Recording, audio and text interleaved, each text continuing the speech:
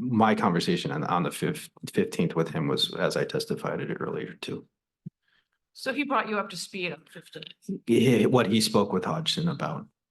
So I want to just point by point go through what I think you may have known on the dates that you spoke to Saco and Saginaw County law enforcement. Obviously, you knew that he'd been hospitalized in New York. Mhm. You knew his diagnosis. Yes. You knew the hospital's concerns about, at the time of his discharge, regarding weapons. Yes. And their concerns regarding his follow through with recommended post-discharge treatment. Yes, I saw the follow-up emails, yes. And you knew that he, at that time, you knew that he had been non-compliant with, at some point, he became non-compliant with the follow-up treatment, Yes. including medications. And you knew that they had a concern about weapons, and it seems, and this is, I guess, if you could clarify, you assumed the family was going to remove the weapons, but you didn't, that was not verified in any way. Yes. Yes, that was the plan. But again, having no jurisdiction or authority of the weapons, it was not verified. Right, so you, not that you would have taken the weapons, but that that information was never verified to you. No. Okay. You also knew about the email, the text that Sergeant Hodgson sent at 2:30 in the morning regarding a mass shooting. Yes. Okay. That, and you knew that he had assaulted Sergeant Hodgson at some point prior to the 16th. Yes. And you knew that he had threatened to assault Reed, Sergeant Reed. I don't know if it's sergeant's the right. Yes. Okay. So that's a lot of information that you were aware of regarding Sergeant Card's risk as of September 16th. Would you agree with that? I agree. Okay.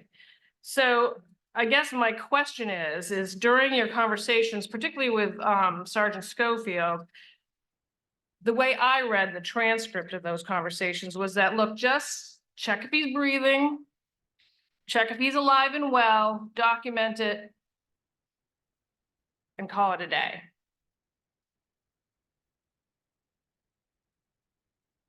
Understanding that there was, pushing in would be dangerous and, sort of all that. I understand that you recognized that they were in a somewhat vulnerable tactical position. But basically it was, is he alive? Is he breathing? Document it.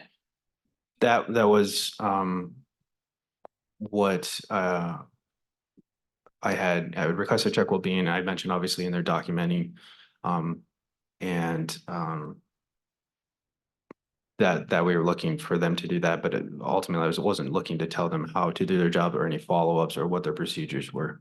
I hear you when you say that, but given what you knew about his pretty concerning behaviors, sort of check if he's breathing, document it seems like an reaction to the risks that he may have been posing on September 16th.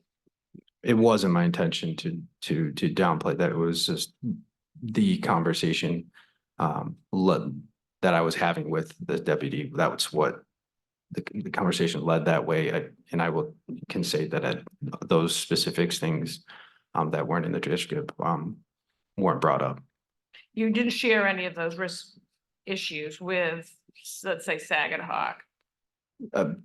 No, I obviously have the transcript, so I didn't provide a lot like those specific details. It didn't that part of the it didn't lead into that conversation. So just to summarize, can you understand my concern about knowing what you knew on September 16th and the sort of recommendation, if you will, to Sergeant Schofield to check if he's breathing, check if he's alive and well, and document it?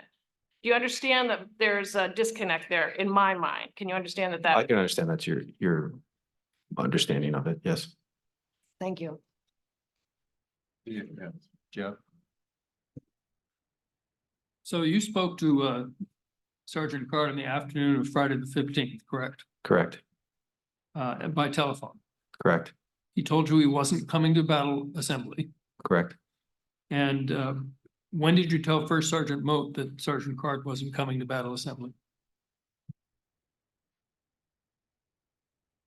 Was it that Friday or was it not until the next day? I believe it would have been like after, I can't recall specifically, when I know that I filled him out on everything. But I, more than likely after that conversation, I let First Sergeant know. Well, you know that Master Sergeant York ended up calling Saco PD at 2 o'clock in the morning to make sure that they knew that there was a threat of some kind. You're aware of that? I was not aware that Master Sergeant Yerrick was the one that did. So apparently Master Sergeant York from battalion didn't know that Sergeant Card wasn't coming. We can find that out from him, but You would have to speak with him. all right, but getting back to your conversation with Sergeant Card, did you ask him if he punched Sergeant Hodgson? I did not during that conversation. You No, did not? I did not. Did you ask him if he threatened to shoot up the armory? I did not specifically ask them that. No. Why not? Just while speaking with him, the conversation didn't lead to, or just based on his answers when he was speaking with me, I didn't ask that specific question. Well, you've told us today, I think that you considered Sergeant Hodgson a somewhat unreliable reporter in some ways. If you're referring back to my experiences with him at, calling in the early morning hours. And as a police officer, you know how important it is to get all different descriptions of a given event from all the witnesses to try to find out what happened. Yes, But you never talked to Sergeant Hodgson to confirm that what was in the text message actually happened, correct? because my first sergeant had already spoken with him. I personally did not know.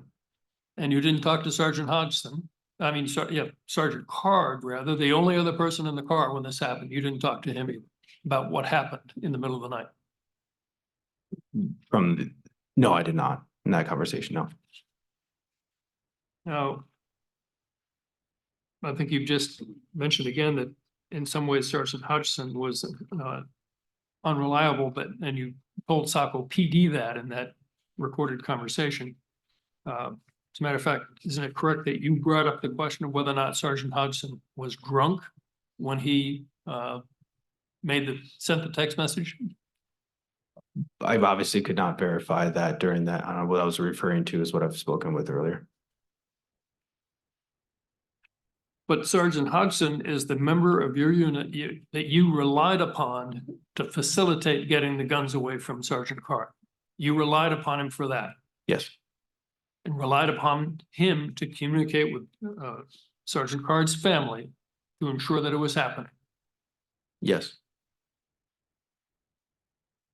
And at some point during 2023, did you learn that Sergeant Hodgson had a pending criminal case in Kennebec County, Maine?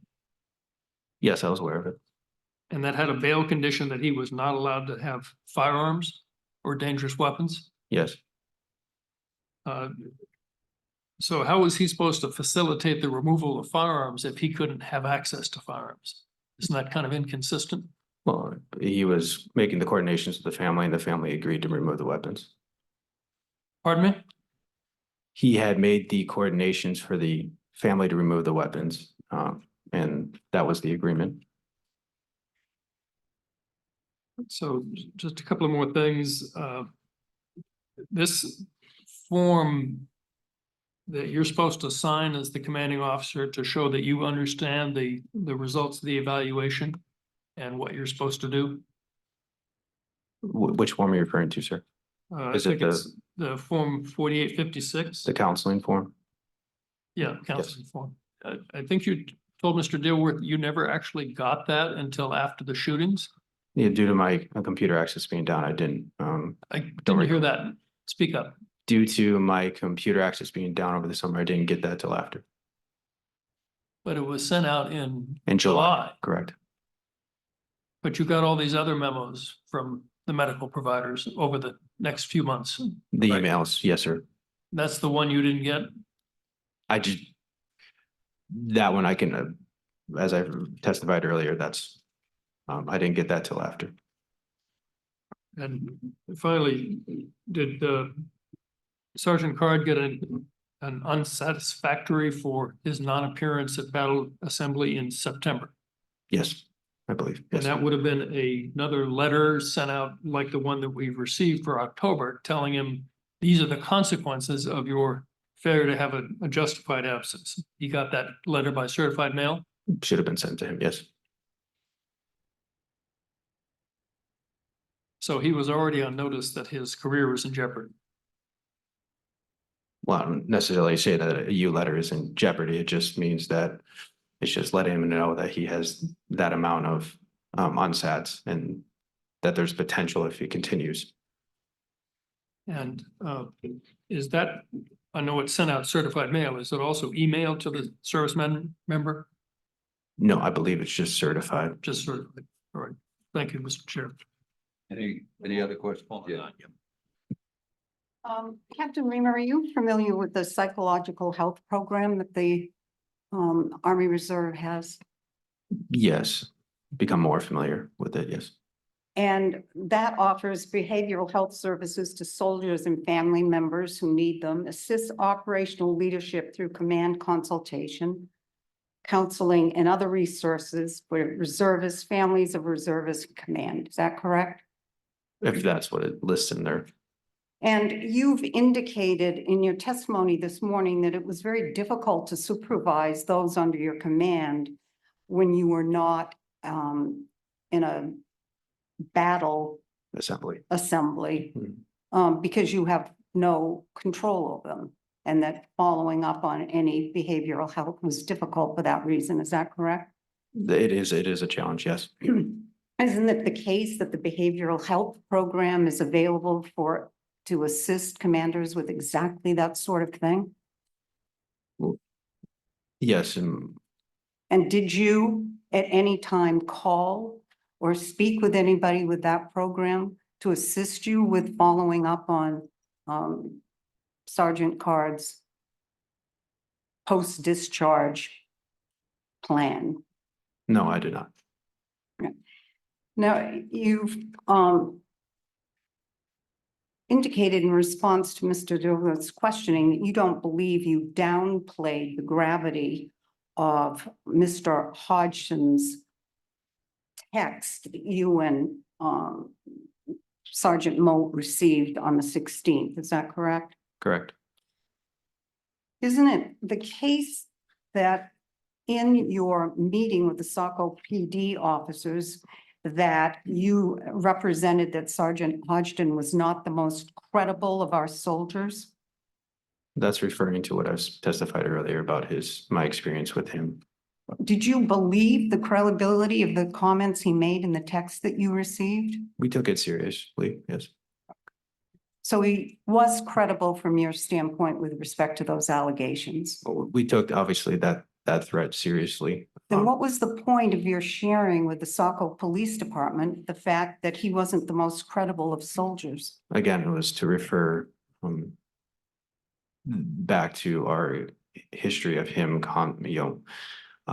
as I testified earlier, our history with him. I was just trying to provide them that information. But you found the allegations credible, but you're sharing with the Saco PD that Sergeant Hodgson wasn't credible. Do you see any inconsistency in that? What I can say is what the intentions behind it was to answer their questions and to provide my experience with Hodgson. That's what I can testify to. So later on that morning, when you spoke with Sergeant Schofield from the Saginaw County Sheriff's Office, you went on to tell Sergeant Schofield, obviously, when anyone texts anything like that, we obviously need to take it very seriously. But also taking it with a grain of salt as well. What did you mean by that comment? What I was, again, referring to was we received a text message. And at that point, I had spoken with my first sergeant who had reached out to Sergeant Hodgson to attempt to get more information, no more specific information or nothing, was provided when he spoke with First Sergeant. And what I meant by a grain of salt was that kind of wrapping up our experience with Hodgson over the time and kind of wrapping that up in one statement, ma'am. So is it fair to say, Captain, that on the 16th, in conversations you had with Maine law enforcement officers who were in a position to respond to the text message, that you did everything you could to undermine Mr. Hodgson's credibility? I did not. My intention behind my conversations with the law enforcement was to provide them the information that I had gotten, my experience with Sergeant Hodgson, as well as my conversation with First Sergeant that morning, my conversation with Sergeant Card, or the day before my conversation with First Sergeant and my conversation with Sergeant Card. That's what my intention behind it was, to answer their questions. But you do understand how your intentions could have been misinterpreted. How it's interpreted is entirely on them, but But you would agree that somebody listening to the commanding officer of the person making the allegations, telling them that he's not the most credible soldier, that they could understand that you didn't credit the allegations he was making. that's on their interpretation, but again, my conversation with them was not, the intention was not to discredit, it was to provide them all the information I already spoke with about. Now I would like to address a comment that you made using the analogy of leading a horse to water but not being able to make them drink.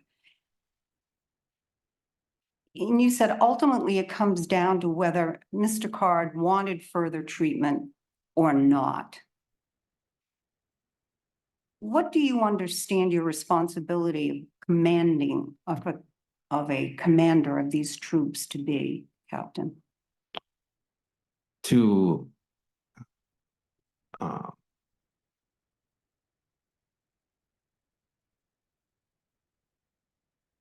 to help and facilitate them by acknowledging that there was an issue in July and getting him to a hospital, and facilitating and to help facilitate in whatever, however I can best do it as a commander in the Army Reserves, that that if any medical, that he would be able to access that medical. That's my understanding. So you are responsible for the well-being of all of the soldiers under your command, is that correct? Yes. And- To the limited ability that I have as an Army Reserve officer, yes. But we've just discussed that there were tools available to you to facilitate your providing Sergeant Card with the help that he needed to maintain his post-discharge follow-up plan. And you didn't avail yourself of those. I did not, if you're referring to the people, the department, I did not make those phone calls and facilitate that. Thank you. I have nothing further. Sorry, thank you.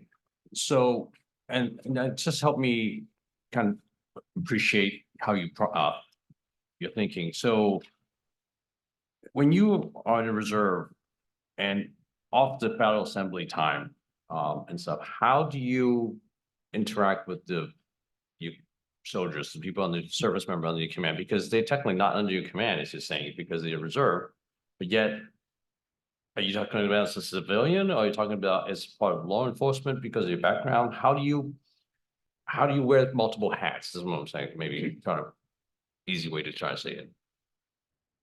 So in between battle assemblies, obviously most of that is if there's an event that occurs, we react, to it, or we have to answer phone calls.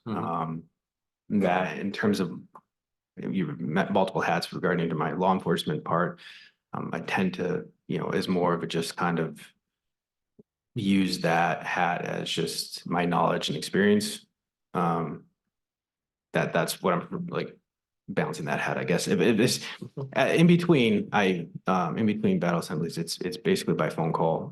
And ultimately it's just, if they get brought up or to conversation, we just via email and phone calls. Okay. Just- Alright, so because you mentioned multiple times in your conversation with various law enforcement in Maine that you're a police officer in New Hampshire. And again, going kind of following the direction where some of my colleagues were asking, that would that give the impression that you kind of know what's going on with what's, and they should defer to you because you have all this knowledge, even though you keep saying that, hey, it's still back to them to figure out what to do. Can you repeat that last? So you mentioned a whole bunch of times that you're a law enforcement, I'm sorry, you mentioned law enforcement to Deputy Schofield, you mentioned it to the Saco PD. And when you mentioned that, is it because that, hey, I mean, again, I'm trying to figure out why you mentioned that, because it's almost like, in my experience as a police officer, this is what I'm seeing. I mean, and if that's not the reason, I'd like to hear what your thoughts were when you kind of mentioned those. I guess me mentioning I was in law enforcement was just kind of acknowledge that there's an understanding of a common understanding of the law enforcement law, but also acknowledging that I don't necessarily know all the rules, like in certain parts in there. I mentioned that in Maine, I don't know the laws of Maine. I'm from New Hampshire. So I guess that's ultimately what I'm kind of referring to, is that it's kind of a common that I'm just letting him know that I'm also a law enforcement officer. Okay. And prior to July of 2023, have you ever issued a command directive to have someone get a psychiatric eval? I was a part of one, but Sergeant Card was the first that it was. Okay. And what training did you receive or information on how to do one? What's the process? What does it involve before, during, and after? In specific trainings, I can't speak, I can't remember any specific trainings regarding command directed. I have had conversations with Mr. Rogers, which is mentioned earlier, where he kind of walked me through, as well as conversations with my leadership as far as what's required for the command directives. Okay, so you're not that familiar basically with what to do afterwards. After you get the person to the hospital, whatever it's done, you're not aware of what process you may have to deal with as a follow-up to your command directive. No. Okay. All right, thank you. Captain, did you, after the shooting, did you contemplate and discuss a command directed evaluation of Hodgson? Can I understand the relevancy of after the shooting of Hodgson? The relevancy of it is just a fact. I mean, it's after Yes, there was talk of that. Yes. Yeah. And did you ever conduct such an evaluation or direct such an evaluation? Yes, the command directive was done for him afterwards. Yes, After that, for Hodgson. Yes. okay.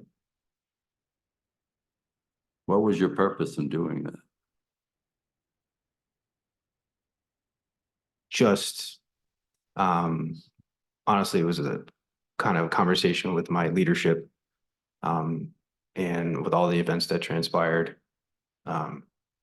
and him being so close that they just, it was decided that it would be good to have a command directed to have him just evaluated. Is he still a member of your?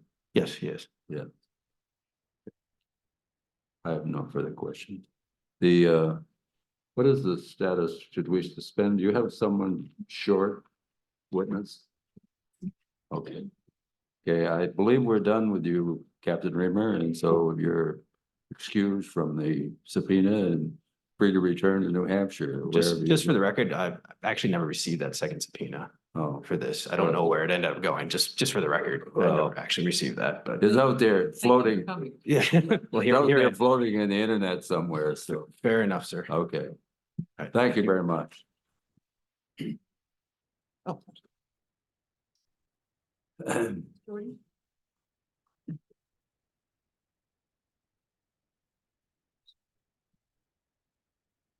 I believe we're going to hear a statement from Jamie Jordan. Is that correct?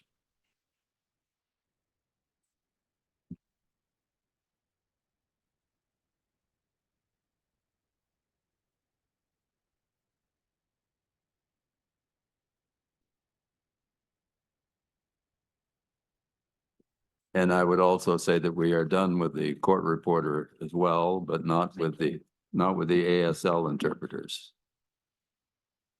And you are Jamie Jordan? Yes. Okay, and why don't you proceed and tell us what you'd like to tell us? Okay, take a minute. Pull the mic over to your, right to you. It works better. I am Jamie Jordan and I was at Justin Time that night with my 3 kids. Gwen, who was 16, my middle son, who was 14, and my youngest, who was 9 at the time. I remember a lot from that night, but I have a hard time recalling what happened while the shooting took place. The night started off normal. We had a normal fend for yourself dinner at home and shuffled around the house to make sure we had everything we needed. Part of me didn't want to go that night because I had been mentally exhausted from car shopping that day. I knew we had to go though. My kids would have been upset and disappointed. Gwen needed to work on her approach because she was trying to go left-handed because of a shoulder injury. My middle son looked forward to seeing his best friend and never wants to miss practice. And Cody just loves socializing.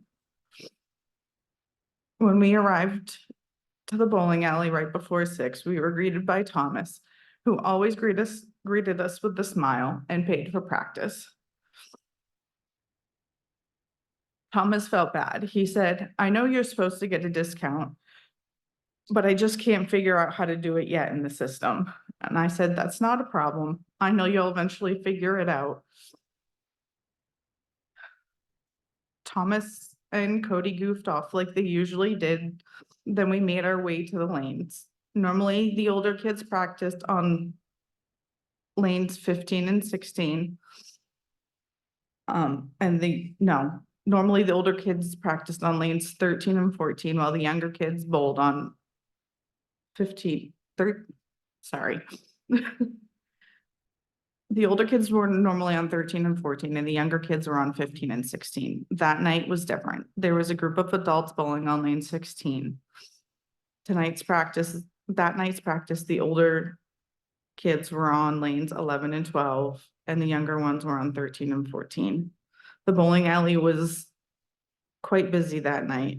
On our side, there was a second week of a league, the youth league practice, which had 10 kids and a couple of bowlers. On the other side, there were the pre and post youth bowlers with 6 kids and maybe some other bowlers. As we were standing by the lanes, Tom Girardi walked by and joked around with Gwen, nudging her on her injured shoulder, visibly causing her pain. Lucy, noticing, says, "I'm going to talk to him. Nobody hurts my bowling partner." Gwen and Lucy were supposed to bowl in a tournament at the beginning of November together. We all knew Tom didn't know about Gwen's injury, and he would feel bad knowing he'd caused her pain. But Lucy made sure to pull him aside a minute later when he walked by to inform him that he had hurt Gwen.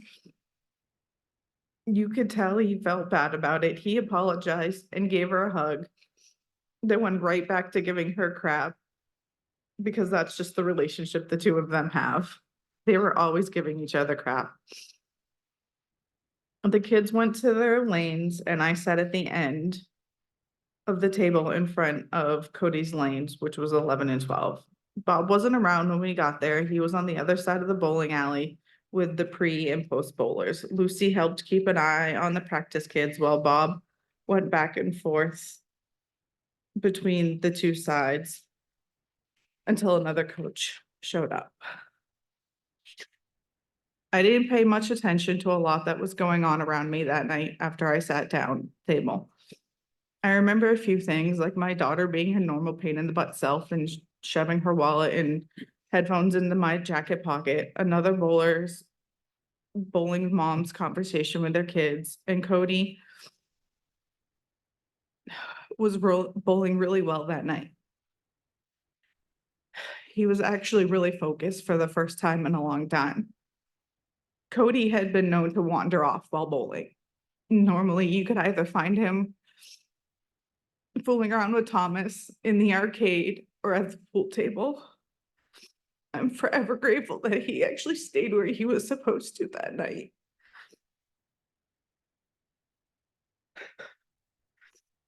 One of the best memories I have from that night is that Bob came up to the table with some food and sat down on one of the stools in front of the monitors. At some point, Gwen came up and jokingly tried sneaking and stole one of his fries. He quickly covered his food and swatted her hand away.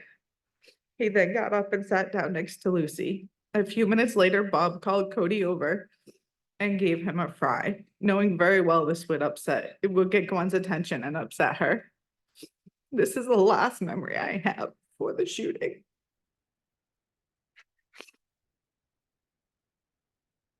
I remember hearing a very loud pop, what I now know was the shooter's first shot, and glancing around trying to figure out what it was and where it came from. I figured out what was going on after hearing another parent say, "Oh shit," and quickly getting out of her seat. At that moment, I remember getting on my chair and grabbing my youngest son, Cody, and another little boy and hiding with them behind the monitors on lanes 11 and 12. I don't remember really hearing anything going on around me, but I do remember watching the shooter from between the monitors. And I remember watching him leave. I watched as Sam went and locked the door after he left. I now felt it was safe to stand up and assess my surroundings. I stood up and tried to block the littles from seeing their horrific scene in front of us. But I failed as my son got up and turned and saw Bob.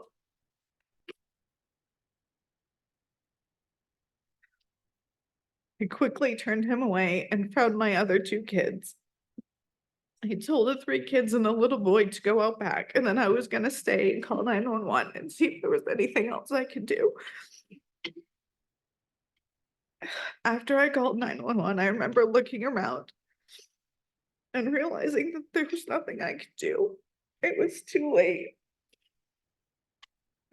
I'm not sure when, but as I continued to look around, I saw someone move. They were still alive. I tried to make my way towards them, but I was frozen by the sights that surrounded me. I called out that they were still alive and needed help. Two other gentlemen that stayed went over to help. After a while, the police escorted us out front. If I remember correctly, it wasn't even the first responders that brought this person out. It was the two gentlemen that went over to help. Once outside, it seemed to take forever to get this injured person an ambulance. Finally, somewhere around 8 o'clock, the police escorted us around the building and across the street where I was finally reunited with my kids. We stood outside a doctor's office in the wide open for over 2 hours before they got us transported to the armory.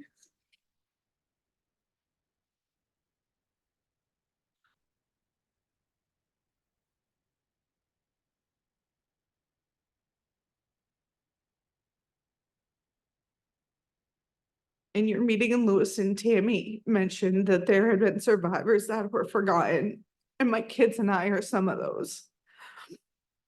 Most of the information I have received about almost everything has been either through social media or passed along through the other bowling moms that were there. Almost never direct contact from anybody. It's been a struggle dealing with normal day-to-day life after the shooting. But it's been made even harder not knowing where I can turn with questions I have or help that we may need.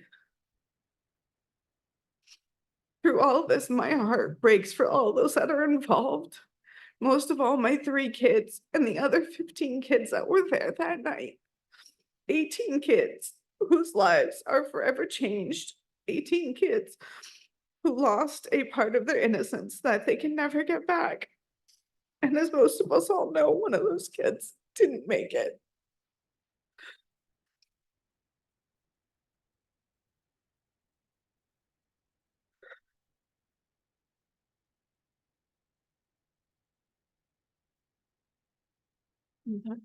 Gwen, do you, I understand you have a statement you want to make? You can if you want, and you don't have to feel compelled to do it. Thank you. Pardon? Can I read it for her on the victim? Sure, sure. Be happy to hear from you. Yeah, I can get it.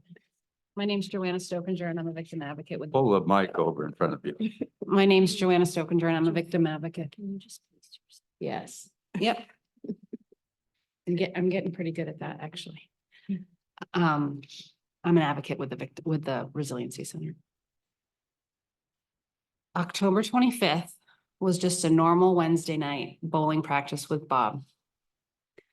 Walked in and went to the front desk with Mom to pay while my youngest brother then fooled around with Thomas like they usually did. I'd set my bowling things down on the lanes. The older kids would be bowling and go see Lucy to check in on how things were going. Tom had come by and gave me crap like he usually would when he was there. I had noticed that there wasn't many kids at practice that night. There were people on one of the 2 lanes, 15 and 16. So we were pushed over a lane and the little ones were on 13 and 14 and older kids on 11 and 12. We started practice like usual and started bowling. Things went on. Bob would be on our side helping and the other side of the bowling alley helping the pre or post bowling kids. One of my favorite least moments that night before everything was when Bob had his fries at the table and I would take a few while he wasn't looking. When he noticed, he gave me crap and got up and took the fries with him and sat over with Lucy. He then called my younger brother over and gave him a fry and told him to brag about it to me. This was moments before the shooter came in and did the terrible act and was my last good memory with Bob and Lucy. I went back to the lanes where the older kids were on and threw a few shots. I talked to Aaron for the last few times in between those shots. I was talking to John, who was helping Bob with coaching about how to fix my shots. Then we heard a big bang, thinking some random balloon popped or a bowling ball dropped. I had barely just turned around to catch a quick glimpse of the shooter and a green laser before John grabbed me and hid me under him on the other side of the ball return. I stayed there in a panic. It felt like forever before the shooter had left. When John looked up and the shooter was gone, I stood up and quickly went and grabbed my phone, catching a glimpse of Aaron's feet and Bob's body. I then ran with my younger brothers, leaving my mom behind, down the lanes, going out back, seeing a blood trail on the ground with Tom to the right sitting with people around him helping. When getting outside, I immediately called my dad, who is and was deployed at the time. While still on the phone with my dad, they made us go across the street and sit behind the bushes, basically having us out there like sitting ducks, not knowing where the shooter was. Worrying about where and how my mom was. My dad told me she was texting him and she was out front and wasn't able to get to us. We sat there for 3 hours before being moved to the armory, and then we're at the armory for 2 hours.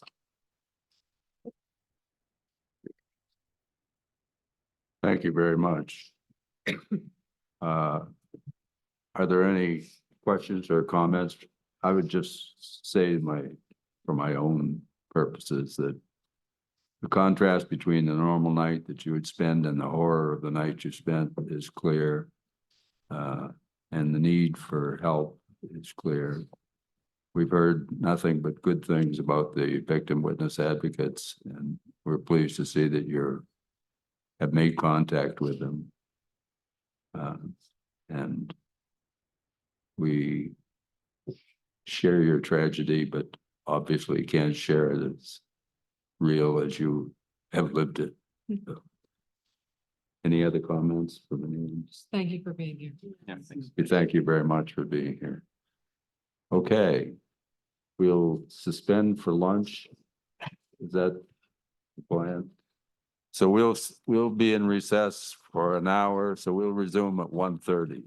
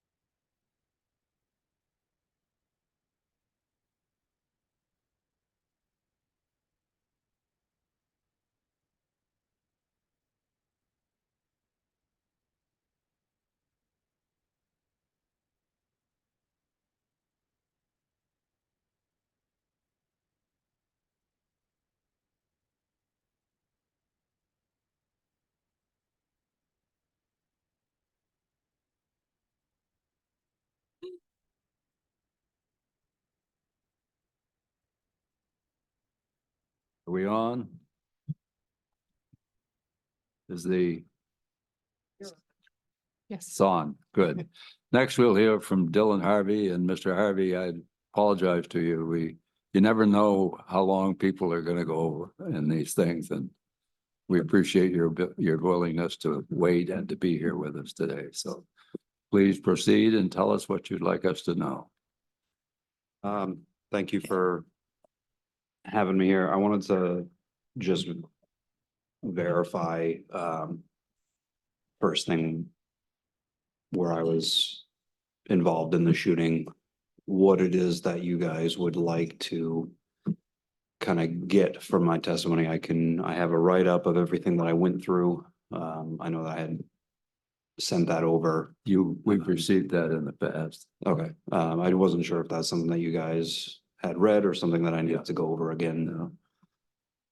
I think obviously, none of us can understand what it's like to go through a tragedy Mhm. like you and others have been through. Lessons learned by you, and can be passed on that are meaningful to how to respond to tragedy Mhm. would be useful. Okay. Makes it a little bit easier for me because I don't really like going through the Yeah. story, which is why I wrote it out in the first place, so I wouldn't have to Yeah. say it. I'll start with I guess I'll say the problems after the shooting, running into how this all works. I recognize that Maine's never had a situation like this that we had. Certainly other areas around the world and around the country have, but Maine hasn't. And how we as Mainers and law enforcement and all that respond to that's all new for us. Some of the things that I've run into as far as that were problems, mainly, I'm sure you probably heard it a lot. I've not actually watched any of the other hearings that you guys have had, but I imagine you probably heard communication being the biggest thing, or lack thereof.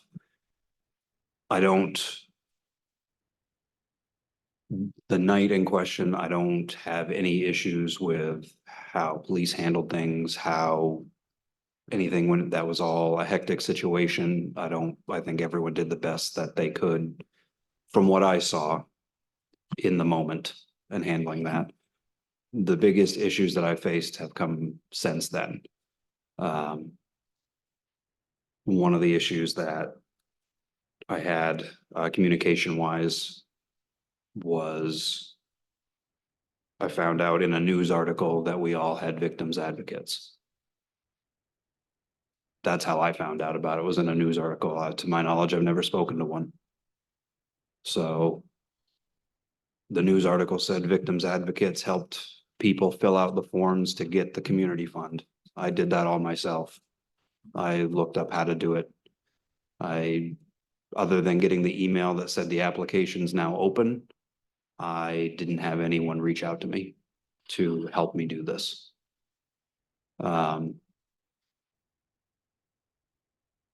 Going through what I went through, having to deal with a lot of PTSD from that, having panic attacks. Back in February, I had a panic attack that I went to the ER for. And being told by the insurance carrier of Just in Time, which is Memic, back in January, that they were stopping any workers' comp because they couldn't verify any of my injuries, even though I gave them all of my therapist information, all of my psychiatrist information. They decided to stop it back in January, even though the bowling center is not open. I'm not back to work at the bowling center. My therapist doesn't want me back to work yet. I tried last week to go inside the bowling center and I didn't make it out of the car when I sat in the parking lot. So being told by members of the community and my therapist and everyone that I'm doing as best as I can, and that I am injured and that I shouldn't be working, and then being told by an insurance carrier, you're not injured enough. And we're gonna not give you anything, even if I am owed money, I no longer want to pursue it. It's too much of a hassle. And I just can't do it. I don't have it in me to fight a company in the wake of everything that's gone on. I felt a little bit let down in the sense of the victims fund. That because I didn't take an ambulance the night in question, that the EMT that looked me over and said, yeah, you probably have a sprained ankle, but we'd have to get you back to the hospital to verify that when I have people bleeding around me. And I chose, no, I'm not gonna go to the hospital when I have people around me that have, bullet wounds. Because I didn't go to the hospital, I am not injured on any of these paperwork that we have. So I am listed as present. Which means that everything that I went through, anything that you would have read that I went through, and somebody who stood in the parking lot at the far end of it, who wasn't even inside the building, we both got the same amount. Beggars can't be choosers. My wife and I are behind on bills, so I'm gonna take what I can get. But I'm not great at math, but if my math checks out, I received less than 1/15 of 1% of the fund.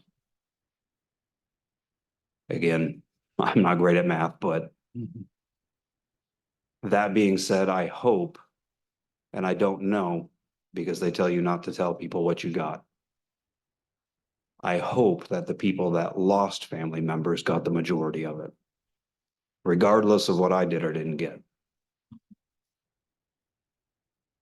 There is no amount of money. People have asked me, what number did you think you were gonna get? I have no idea. I don't know how to come to a number.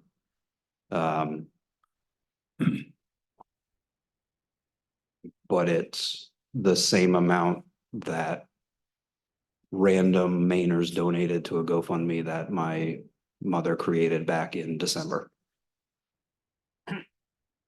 And I am very appreciative to anybody who donated to that, people I've never met, that I never will meet, still wanted to help my family and I during a terrible time. Communication overall, I know I've had to reach out a couple different times to figure out about today's meeting. Originally, I was told to be here at 9. And then when I got here at 9, was told I'd be here. No, I have to speak at 1. So I guess I'll just waste time in Augusta. I was originally told I'd be at a different meeting. And I would be told when that meeting was gonna be. And then I found out the meeting through social media. So in order for me to be here today, I had to keep asking. I would have liked to have been at the one that was in Lewiston with all the other victims that were in Lewiston. But I'm here. I was able to found out about this one. Right. Any lawyers that were working on like the federal cases that are going on, I had to hear through the grapevine of who they were on how to get to work with them. I had to Google search them and find out who would be working on things, and then I had to make the appointments. There's a lot of falling through the cracks of the aftermath of this, that everyone says to focus on healing. I can't. I have all these things that I have to do, that in order to just try to move on. I don't want to, I'm trying really hard, and I'm working with my therapist to not focus on the negative things. And it's very difficult. Yeah. So what I will say, I'd like to finish this with more talking about the positive things.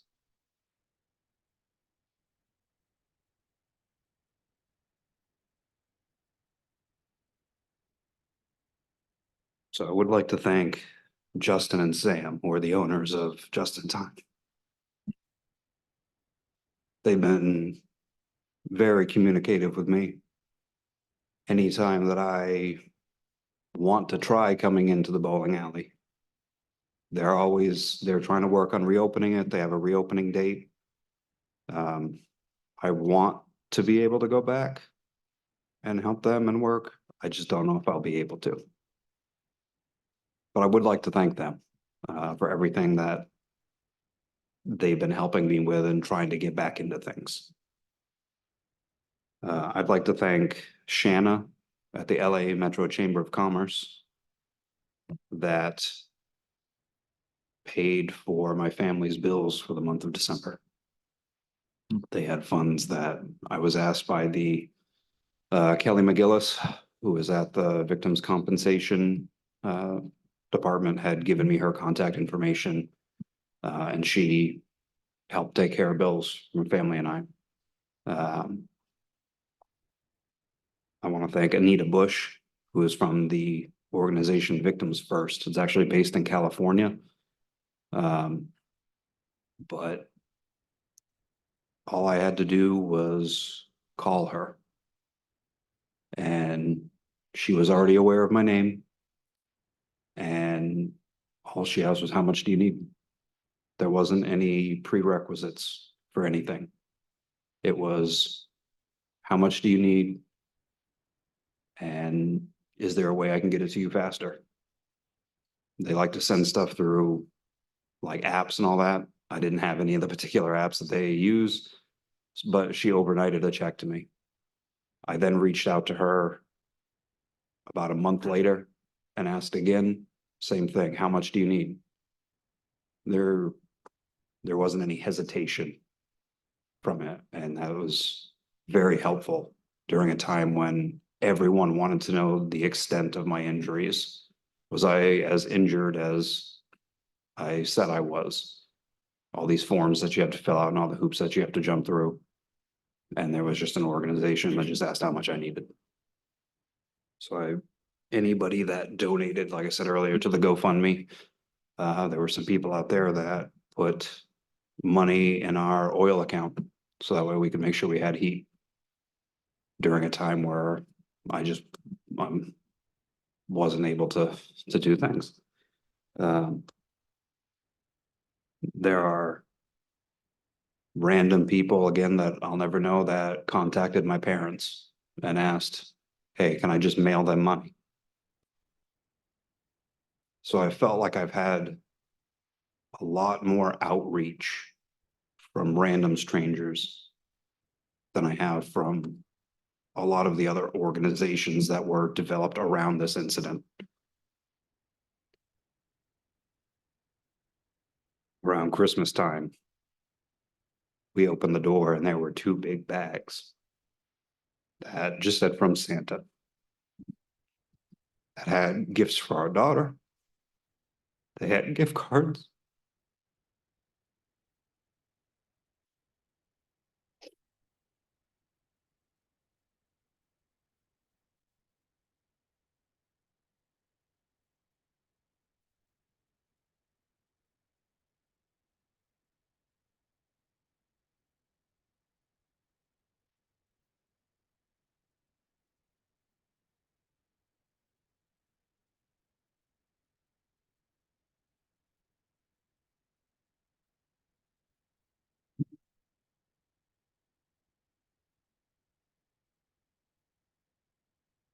I'm very thankful that I have a really good therapist that has helped me through all this, helped me get a psychiatrist, helped me with trying to figure out some of these resources, even though that isn't really her responsibility. Her responsibility is to my mental health, but she took it upon herself to help me.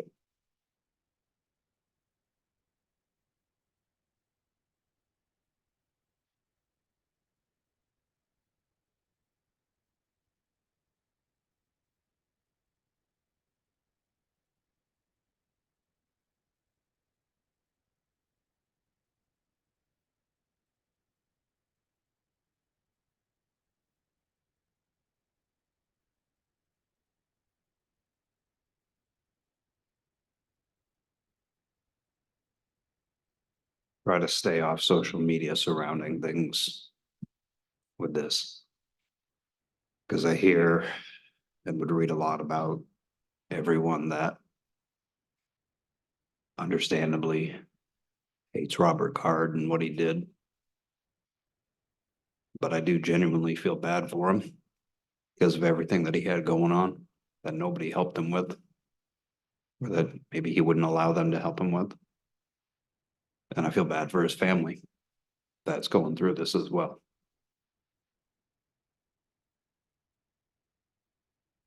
The biggest thing, I'm told that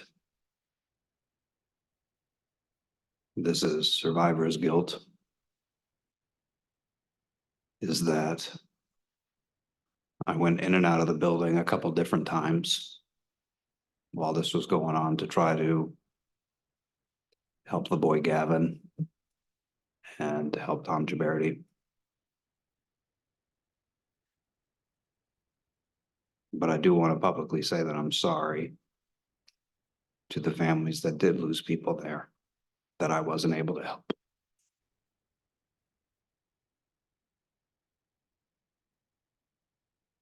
I know that this was all a new thing for this state, but it's not new, really. Just for here. I don't know what you all will come up with as some sort of, I don't know if solution's the right word.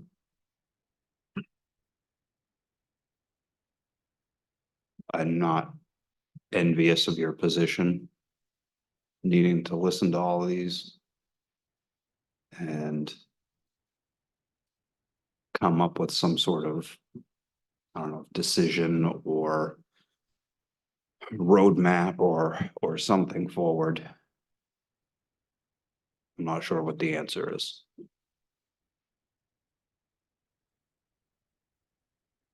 But it's safe to say that what happened isn't new, and it's going to continue to happen unless something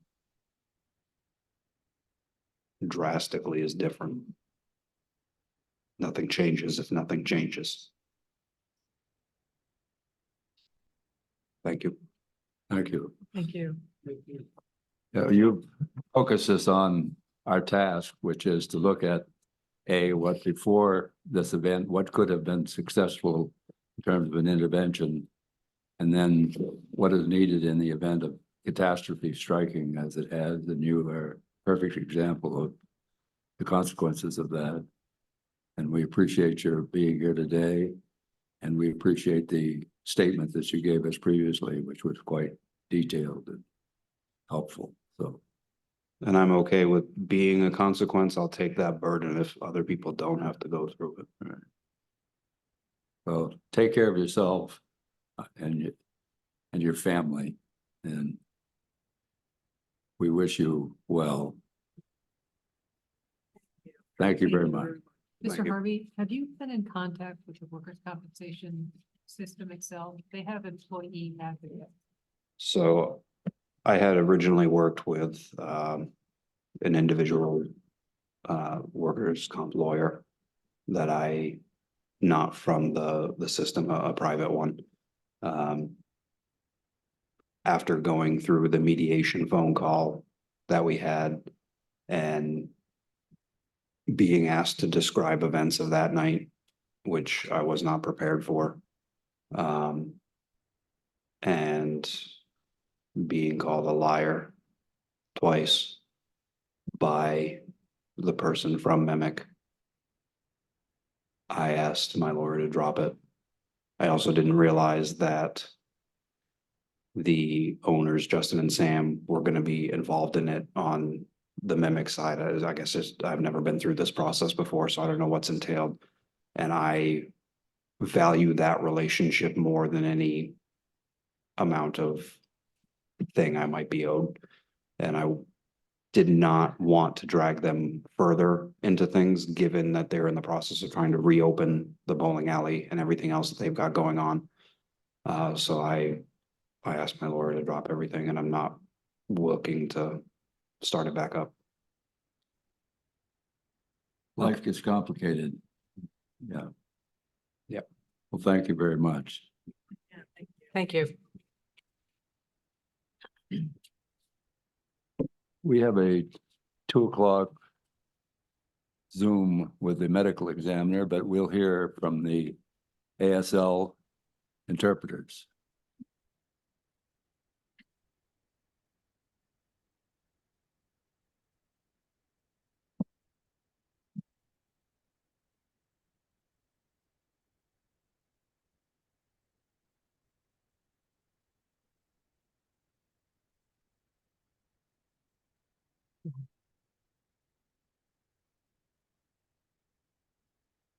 To do it. Thank you. We are each governed by the RID and NAD code of professional conduct. And we take the management of information seriously. I've sent you all a link to that code of professional conduct. Confidentiality is of utmost importance when it comes to parties involved in our service provision.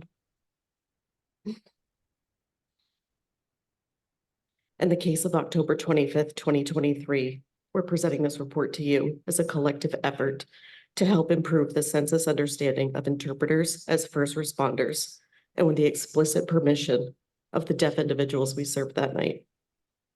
Additionally, we want to recognize that all of the first responders did so with goodwill and a safety-first mindset. We have the utmost respect for the expertise of all specialists around us. Our collective goal is to work together and for sign language interpreters to be recognized as a part of the first responding team.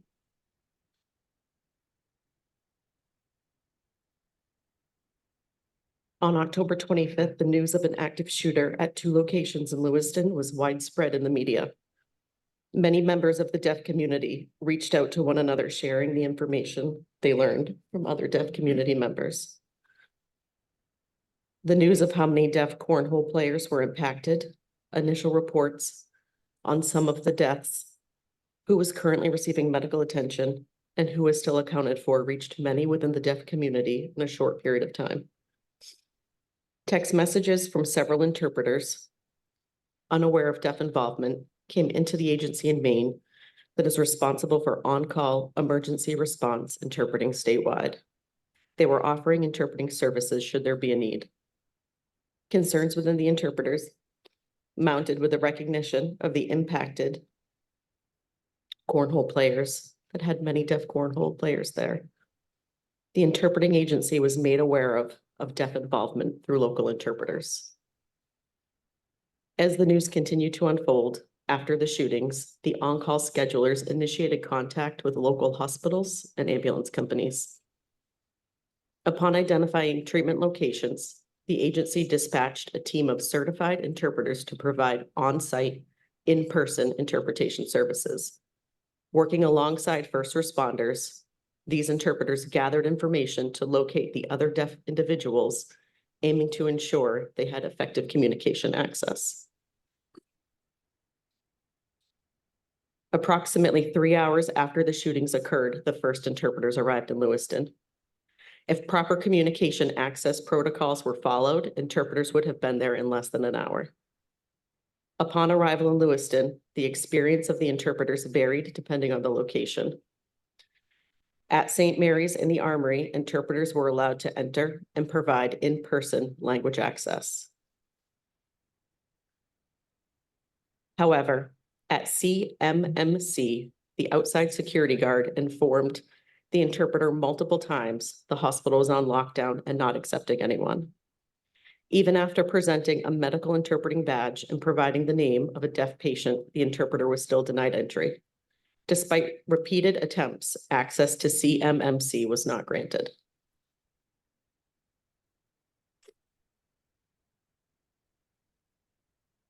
Interpreters were also stationed at the Family Reunification Center, where initially there were no immediate needs.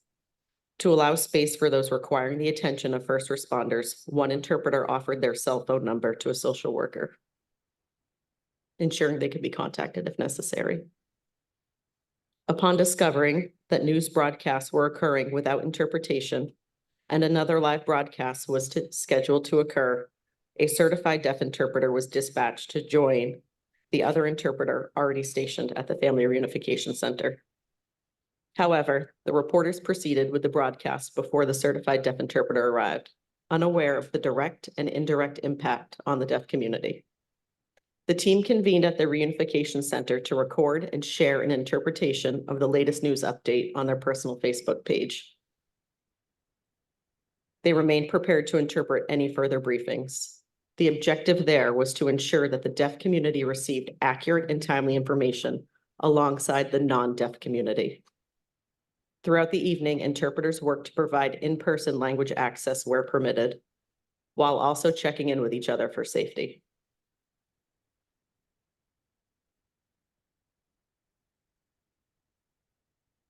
The events of October 25th were unprecedented, and a priority of language access and care ethics superseded standard business practice for interpreters. We did not wait to be called until hearing institutions determined whether or not we were necessary. Current policies of first responders center on the experience of victims and survivors who can hear and who use spoken language. It was largely unassumed by first responders, hospitals, and news outlets that deaf people were present. This is because deaf people are chronically overlooked in public policy, procedure,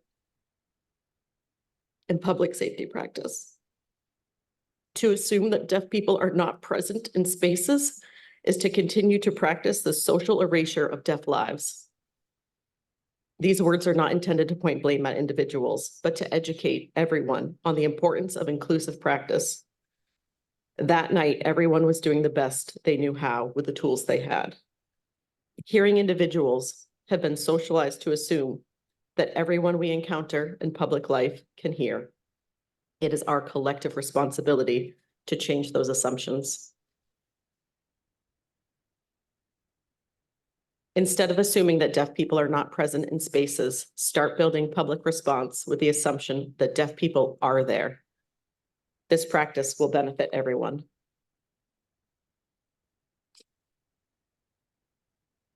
As colleagues, we strongly recommend the establishment of a stakeholder group to create and advise a statewide emergency communication action plan. This stakeholder group should include, but not be limited to, representation from the main deaf community, interpreters, interpreting agencies, MEMA, hospitals, state police, and EMS. This emergency communication action plan should be reviewed for compliance and accuracy after each emergency. Part of this plan should include special insignia given to trained and credentialed interpreters who are qualified to do first responding interpreting, and to allow those interpreters in spaces where first responding actions are occurring. This plan should also have immediate response plans for any and all news briefings regarding any and all emergencies. The best practice in news briefings is to utilize a team of deaf and hearing interpreters together. When interpreters are present for news briefings, it is vital they are included in the full frame of view. Otherwise, it is inaccessible to the deaf community.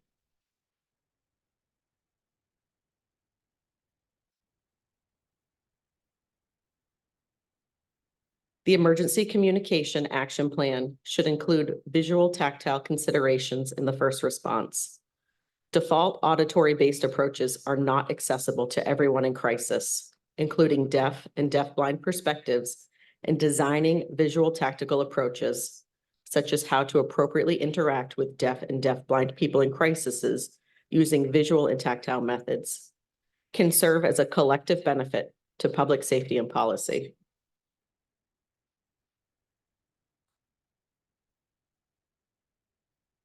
As a start, the first responding teams must be ready to welcome interpreting teams as a part of the greater first response team. Consider that an increasingly diverse linguistic population in Maine requires adaptable responses and crises that go beyond a monolingual and monocultural approach. Consider that involving interpreters in planning and responding increases linguistic, psychological, and physical safety across cross-language and cross-cultural interactions. When interpreters are not involved in the process of first response, pre-conferencing, and debriefing, the process of interpreting is confusing to those not accustomed to using interpreters.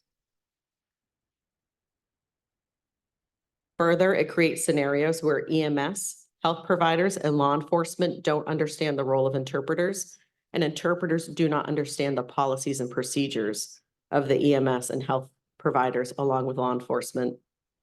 Including interpreters as members of the first response and crisis team increases safety for everyone. In crises involving deaf people and non-English users, communication should begin immediately between EMS and hospitals to ensure linguistically appropriate care.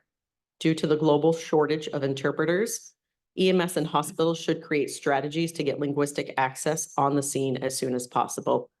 This starts the moment a non-English using patient is identified.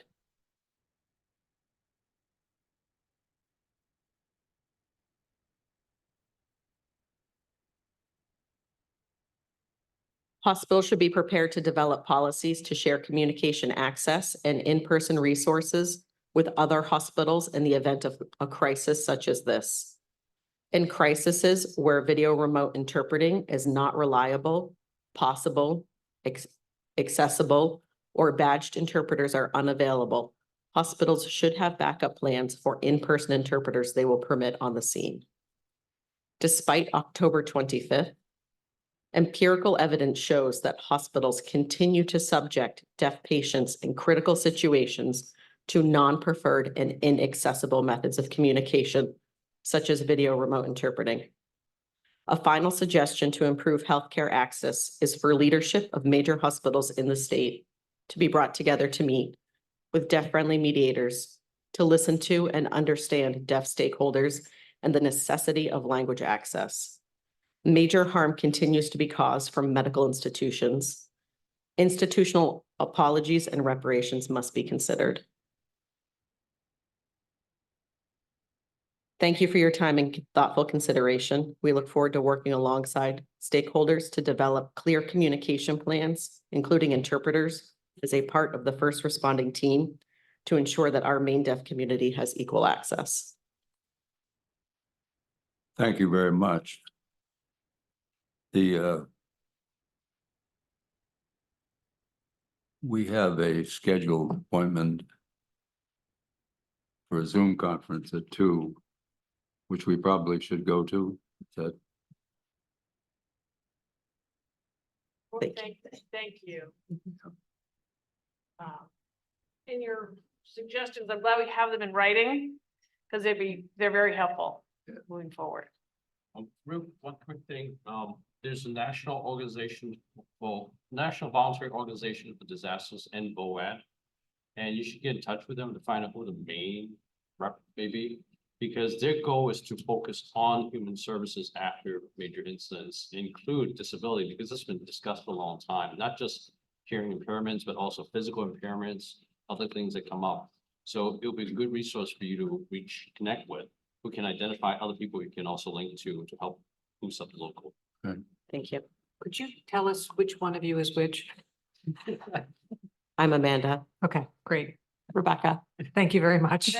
Thank you very much. That's fine. Can we go about hooking up the coming? Okay, and Mr. Barnard, I believe, is here.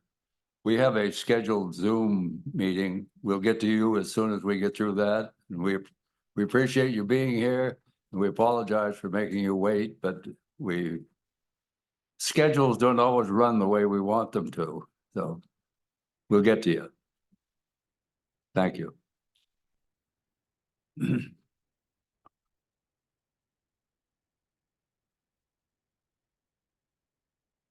Honey, can you see him? or do you want- I can see him. Are we good to go? No, we're not good to go yet.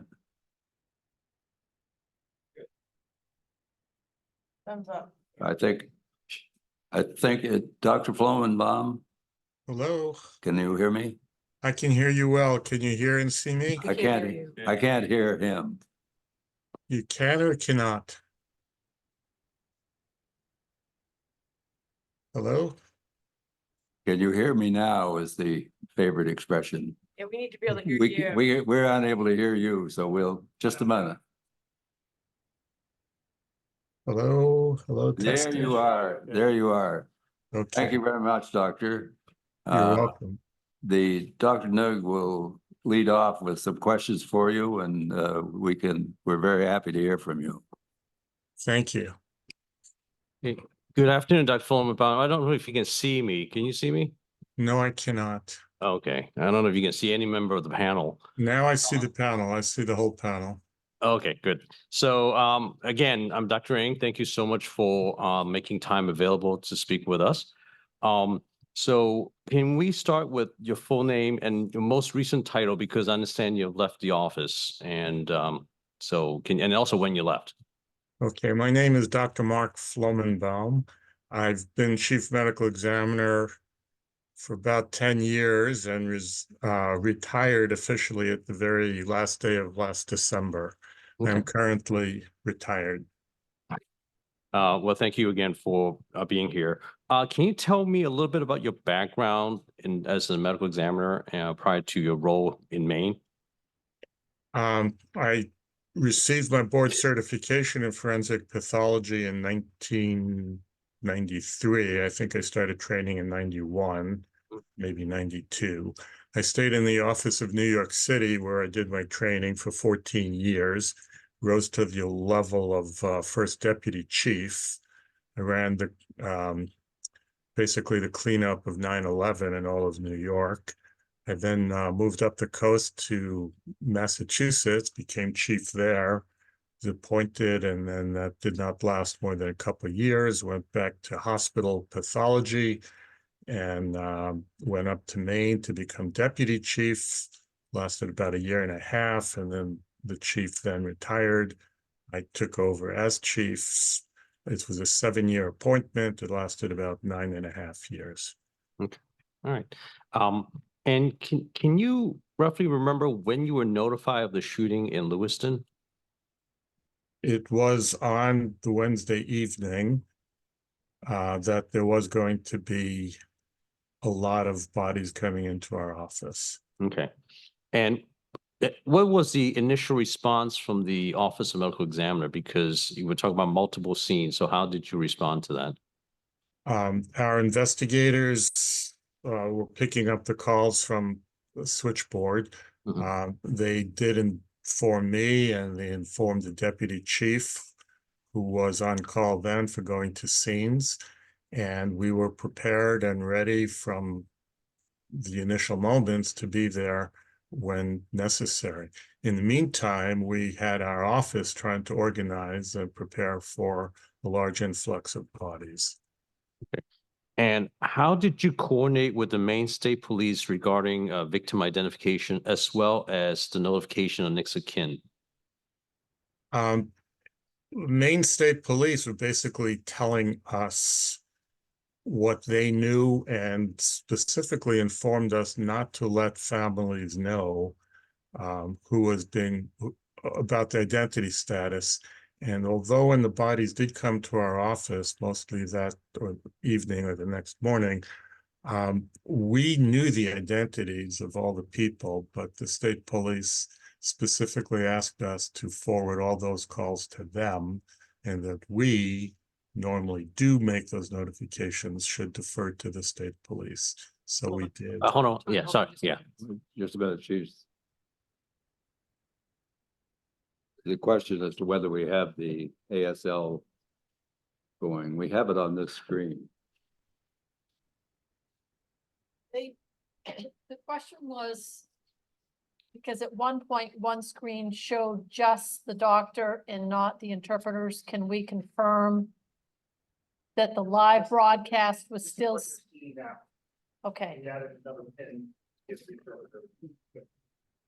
hard taking out program, sending it out, and then taking the doctor and adding it in, and then sending it back out. Okay, The Zoom and the live production, it's. The two. but this is what they're seeing now, Yes. the live stream is, and the interpreter will stay on the screen. Maybe just like. Is that satisfactory? Yes. Interpreter stays on the screen, yes. Okay, So, Thank you. Okay. sorry. Do you know why the state police told you not to release identities yet? I do not know what their reasoning was. I do know that they were very involved with investigations and they, I don't know, and I should not speak directly about what was in their minds. And when were you notified of the discovery of Mr. Card's body? I was personally notified on Friday evening. Okay. And who from the office responded? Do you remember? Or how many? Actually? We had our investigator, Taylor, went out there and, you know, when she did the investigation, we were informed by the state police where and when, and was followed normal protocol. Okay. And what did your investigator notice about the environment upon arrival? Like the layout, the temperature, environment? What did they notice? I'm not sure she indicated what the temperature was, but basically it was a scene description, the position the body was in. I don't have her report in front of me, but it was fairly standard.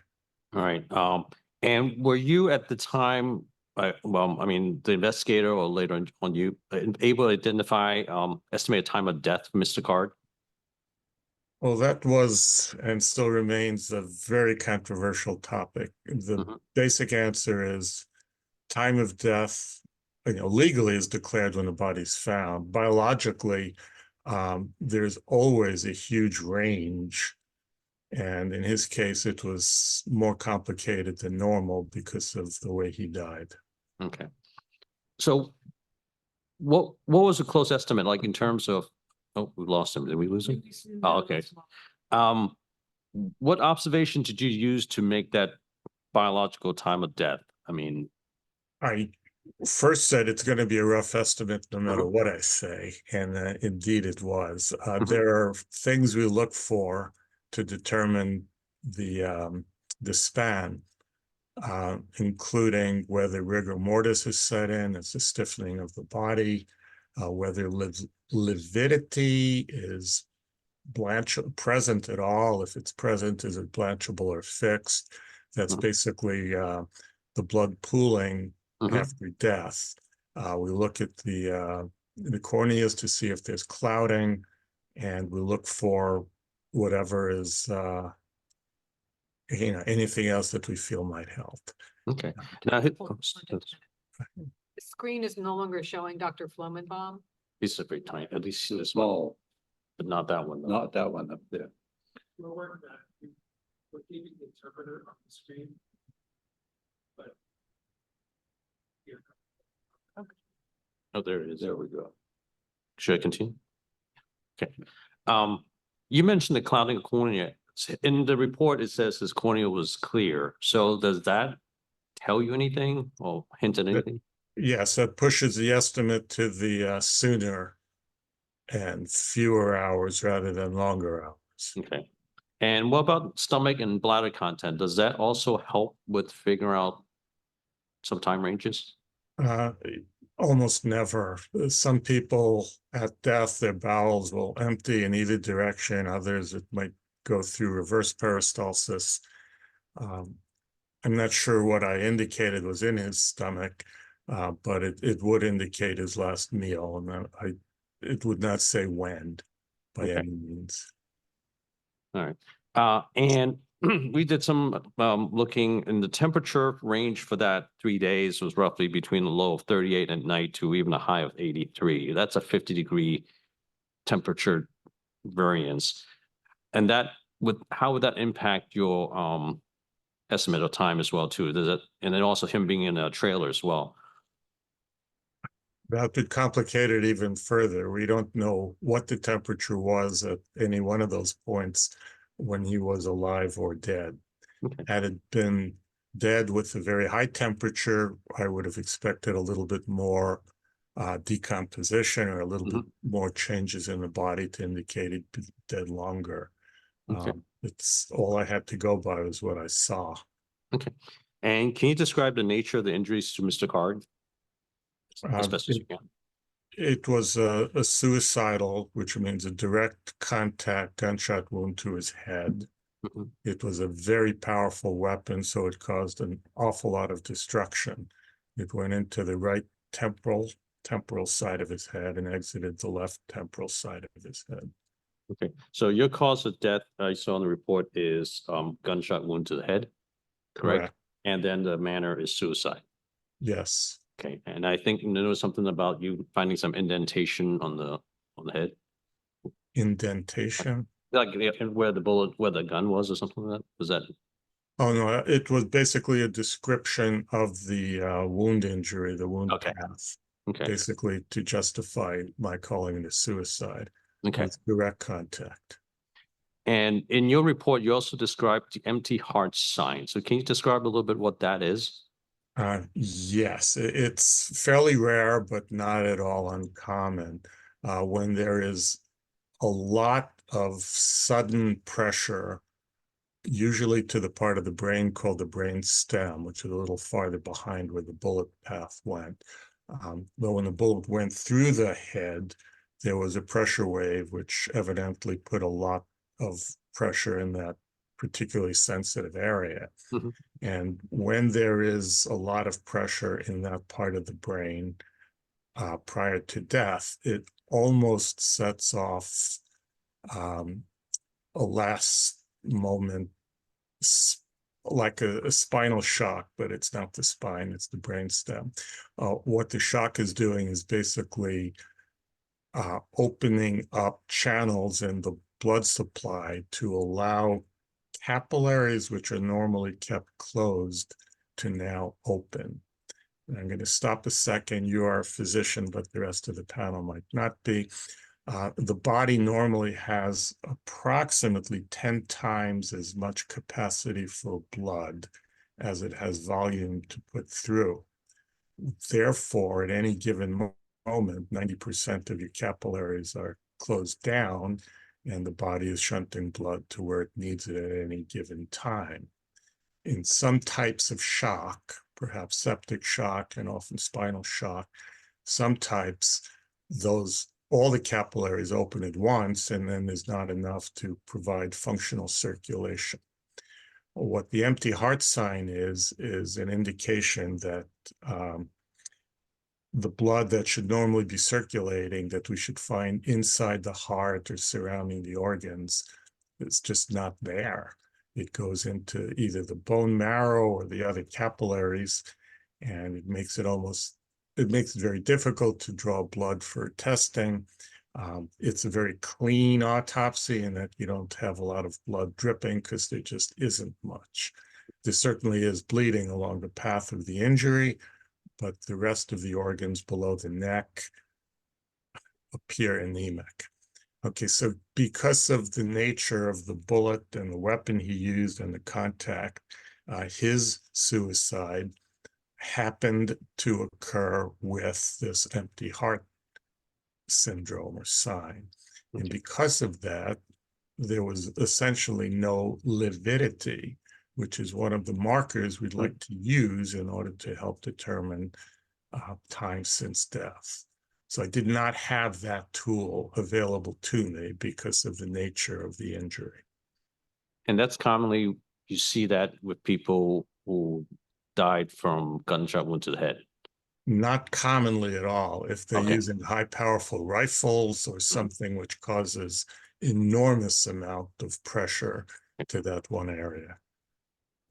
I'll say that if it were a simple .22 handgun, which made that same path, there probably would not have been that phenomenon.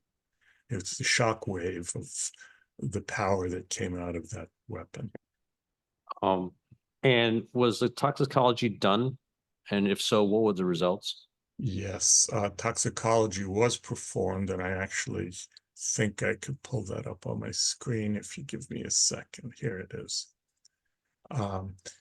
In his blood was caffeine, which is obviously from coffee or tea. Mhm. The other substances was nicotine Mhm. and cotinine.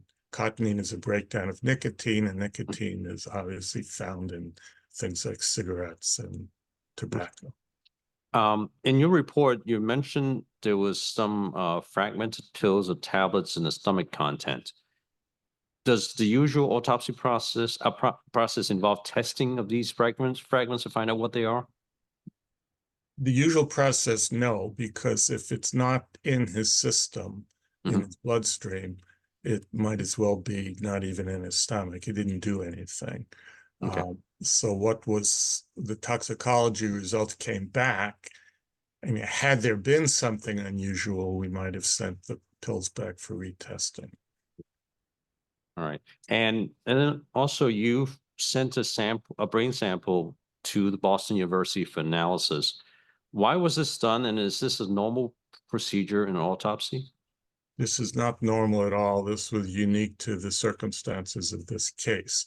Mhm. I was personally informed by several emails and by much after the fact, some people within Maine, that there might be a link between his behavior and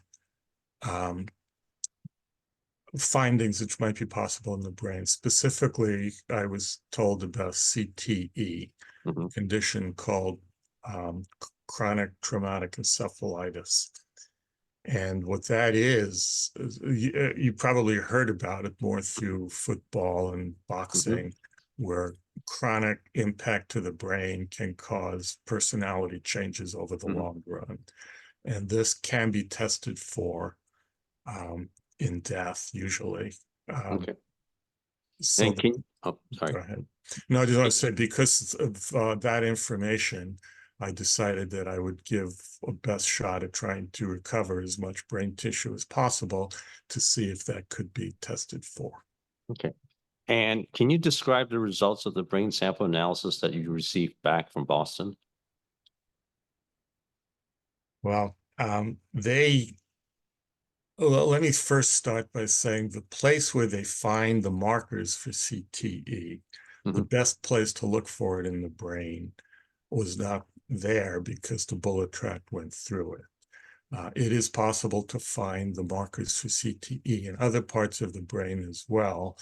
So we sent the entire specimen to them, hoping that they would be able to do whatever magic they could do and find whatever they're looking for. Their results came back indicating that none of the specific markers for that CTE was found.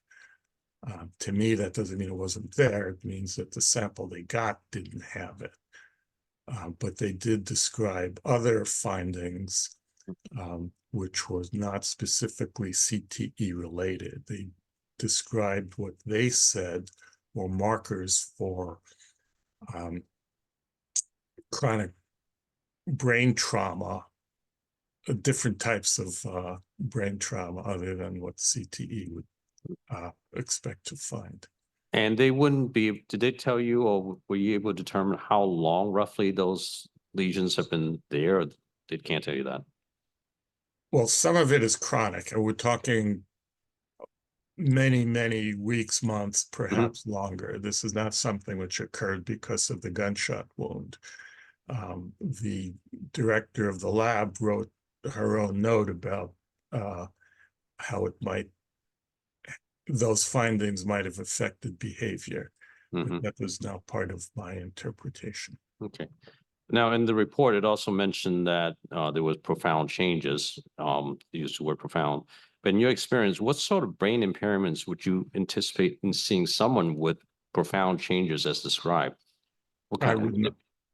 would there be like motor changes, cognitive changes that you would notice if they have these significant lesions?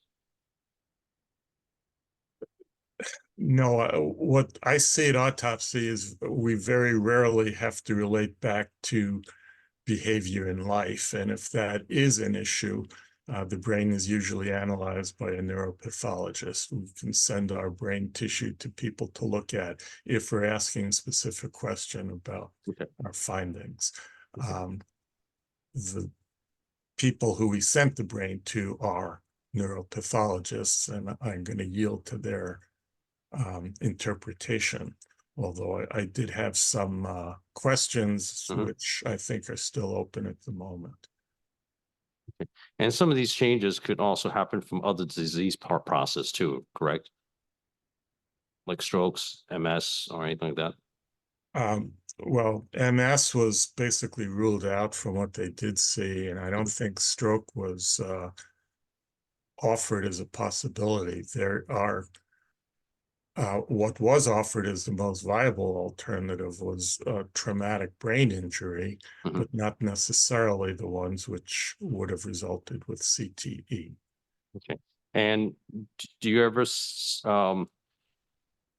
well, I guess because you don't send these samples, but from your experience, have you found people with some of these similar lesions, perpetrator of violent acts or other means?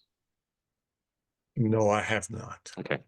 And did you get any medical records related to Mr. Card as part of your autopsy process? I'm sure we asked for them. I don't think there was anything relevant medically other than his psychological states of what was going on with him. And those, yes, I was aware of those.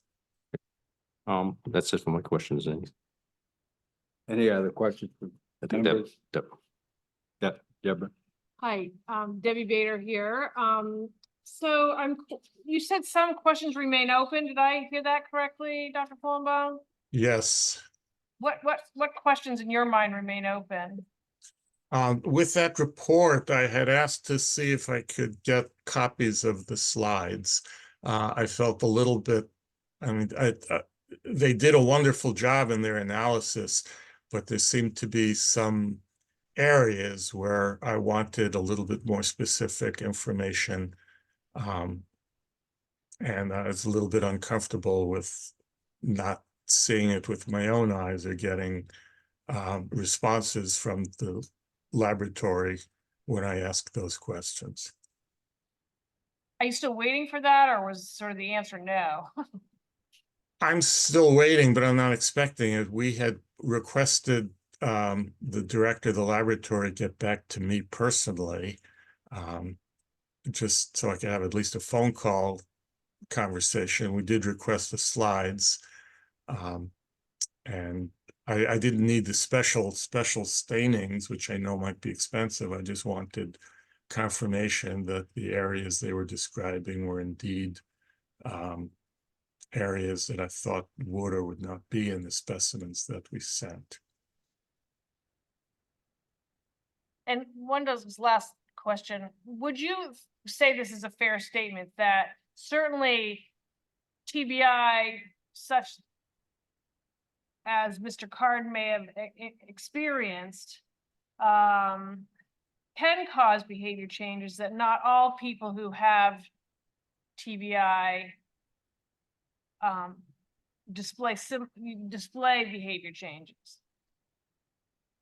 I'm not sure I understand your question. I don't usually get into That I understand.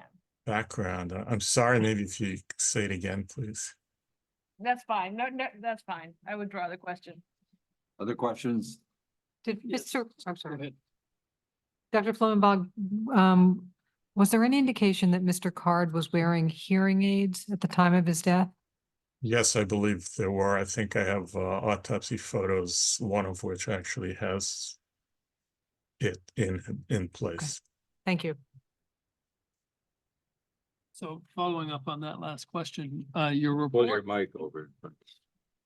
yeah, two of them. Your report doesn't mention hearing aids. But you believe that upon autopsy, they were present? We usually indicate just the clothing that's worn. We don't indicate whether they're eyeglasses or jewelry. The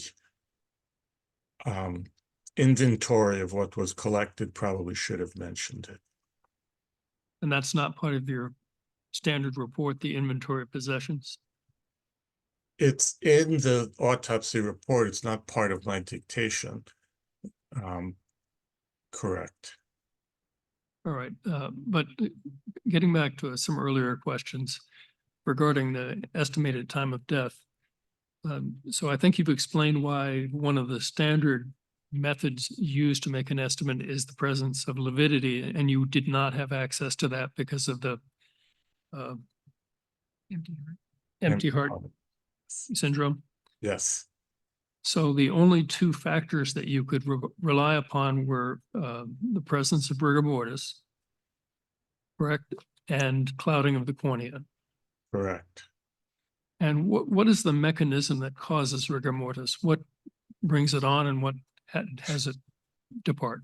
All right, well, so let me first say there are reported instances of instantaneous rigor, which is very rare and very unheard of. Normally, this is a pure chemical reaction. The muscles are in a certain position when the body stops moving, whatever position that is. If the body is not moved over maybe 12 hours, 8 to 12 hours, it will essentially freeze. And what's going on then is a chemical reaction where the the chemicals which would normally cause the muscles to contract and release, that part of the body is now working to neutralize. So after death, calcium will leak out of muscle. There's nothing to bring it back in. So the muscle will essentially freeze in that position. That's rigor mortis. After a while, those chemicals break down and the rigor mortis is lost. So if a normal person, normal height and weight, in a normal room, at normal room temperature, without any other factors are involved, would probably take about 8 to 12 hours to physically see rigor. It would peak at about 24 hours, and then it would begin to go away and the body will soften up. That's the standard textbook. He was wearing clothes. I just heard the temperature varied from very warm to very cold. Coldness will stop the clock. Warmness will make it expedite and go faster. So there's enormous variability. Another thing which is not known with him is when he actually died or when he committed suicide, what was the state of his body? I'll make this up now. If he had been running and running and running and then got into the trailer and then right away pulled the trigger, the heat of his body and the presence of the catecholamines, such as adrenaline, that would have expedited the whole process and made it go fast. Had he been in the trailer for many hours, just quietly contemplating what he should do, and smoking a lot of cigarettes and just calming down, that would not have the same effect. So the timing of all of these things are so dependent on variables that none of us will know, that it's virtually just a large range of what I can offer. And I do know that just knowing the interval of death is not even all we really want to know. We want to know the interval of when he entered the trailer. And I don't know whether he pulled the trigger after being there for a few seconds or whether he was holed up in the trailer for many, many, many hours. Autopsy is not going to show that. All I could hope to do is give you how long since he died. And that, as you could see, is a very rough estimate. And that I'm is sorry. what, I'm sorry. It's a rough estimate. And I'm sorry, I'm really not trying to be evasive. I wish I had more to offer, but it is a best estimate. All right, so the estimate of 8 to 12 hours because of the observation of rigor mortis, that's subject to a lot of variability. Is that what you're saying?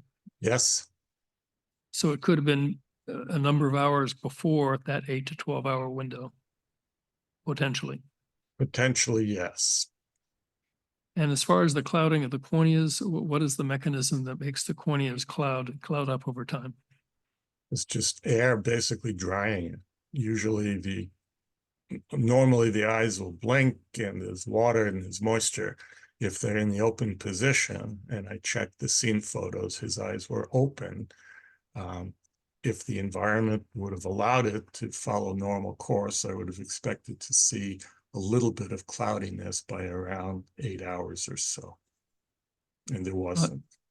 Your report mentions that he was wearing contact lenses, though. Is there any indication that that would be a barrier to the evaporation?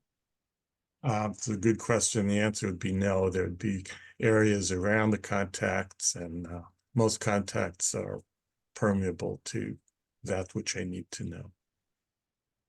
So the presence of the contacts wouldn't affect the timing of clouding. Correct. Does the fact that the body's in a closed space, a box trailer, without air circulation, would that make a difference? It could. I think there's enough air in the trailer that it probably would not have, but you're right, it certainly could have. Had it been cold, and it just didn't. And I think we tried to have forwarded to you a newspaper article from about a week ago, which discussed the estimated time of death. Did you have access to that article? I did, and I read it. I don't think it shed much light on what I had already said. Most experts tended to agree with me that it's a very rough estimate, and did the best I can. But I think one of the medical examiners quoted said maybe 24 hours before the discovery of the body would have been an equally valid or perhaps equally understandable estimate. I could not deny anybody's estimate if they're professional. To me, 24 hours, I would have expected to see a little bit more clouding of the eyes, at least, and probably the rigor on its way down. But, anybody's estimate's as good as mine if they're as trained as well as I am. And finally, your role in doing the autopsy was to determine the cause of death, which was very readily apparent as a gunshot wound, correct? Correct. And perhaps the only somewhat unusual aspect of the observations was that the entry wound was much larger than the exit wound. No, that's not at all unusual. That's a contact gunshot wound suicide, and they're almost always entrance wounds are larger. And that's because the chemicals coming out of the barrel of the gun have so much force that they blast their way through that area of the skull. That is true, but that's not the real reason. It's because when you have contact, the gases coming out will cause the skin to rip off the scalp and essentially create a larger defect than just the bullet exiting. I see. But nonetheless, it was apparently a gunshot wound was the cause of death, and the manner of death is suicide, self-inflicted gunshot wound. That is correct, yes. And when you did all the earlier examinations of the victims, those autopsies were necessary because of the potential for a criminal prosecution for homicide. Yes. And so when the shooter was discovered dead, at that point, it was obvious that it was a suicide, and it was obvious, therefore, there would never be a prosecution. Was that your understanding? No, the way we react is that we think this was a shooter, probably was, but beyond that, every single victim was treated as every other homicide. It got the full court press. Every bullet tract was analyzed. Every fragment was taken out. It's not my job to decide whether or not prosecution is going to occur. If the victim is a homicide, it gets a full homicide autopsy. I understand. But Mr. Robert Card was not the victim of a homicide. He was the perpetrator of a homicide. Mr. Robert Card was not the victim of a homicide. He was a victim of a self-inflicted gunshot wound. Okay. But in assessing Robert Card, estimating his time of death was really not something that was necessary to that autopsy and the findings you're making. Is that right? The interval of his death interval is not necessary for me to determine cause or manner of death, but it is standard protocol in every autopsy to indicate rigor mortis, if it's present, any of the changes, lividity, the cornea, those are put down on every autopsy we do. And often it's just a marker, an indicator to anyone reading the autopsy, how fresh or how decomposed the body is, and when you read the rest of the report. So these are very standard observations. There was nothing special done with him because of these situations. Rigor was looked at, lividity was tried to be looked at, corneas were looked at. And that's totally independent of the circumstances of his death. Thank you, Dr. Flummenbaum. You're welcome. Any other questions? Thank you. Doctor, you indicated Mr. Card's blood tests were positive for the presence of caffeine. Yes. And how long would you expect caffeine to remain in the bloodstream? Oh, geez. Thank you for that question. A person who drinks a lot of coffee will have markers of that probably up in the range of 24 hours. We don't quantify how much he had in him, although it's possible to be done. It's just an indicator that he might have been a coffee or tea drinker. With the cigarettes, however, we usually only see the cotinine, which is the breakdown product. In his case, it was actually parent nicotine. So either he was a heavy smoker or he smoked right before he pulled the trigger. And I don't know what right before means in terms of minutes or hours.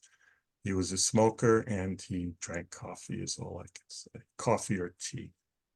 Within 24 hours prior to the blood test. The nicotine may be a little bit longer, and I can't say for certain with caffeine because we did not have it quantified. It was only qualified. The lab is very sensitive and they could pick up things which might have been around for a while. I'd say on the approximate order of 24 hours, I might be off by half a day in either direction. Thank you. Anything further? Dr. Flummenbaum, along that line of questions, so if someone was intaking a lot of caffeine and nicotine, you won't know that because you didn't do quantitative, right? You only just did the qualitative. It's knowable. I mean, the lab can go back and test it. It usually does not affect the cause or manner of death. So we don't go into those details. Okay, thank you. Nothing further? Yeah. Where's your hand? Nothing further? Thank you very much, Dr. Flumbaum. We appreciate your cooperation and your willingness to help us out today. And we wish you a happy retirement if that's what you're up to, but it doesn't seem like you've made it yet. So Well, thank you very much. Okay, I appreciate it. Thank you for your time. Thank you. Mr. Barnard, if you want to come forward, we'll be happy to hear from you.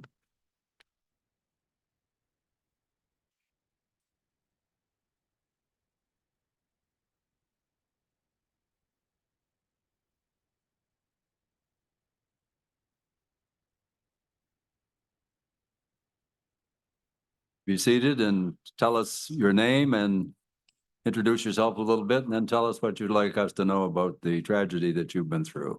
Sure. Okay, my name's Arthur Barnard. I was at the pool hall, Schwengi's Bar and Grill, the night this happened. I left about 8 minutes probably before it happened. I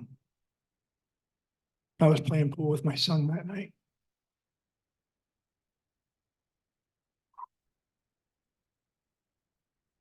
Take your time.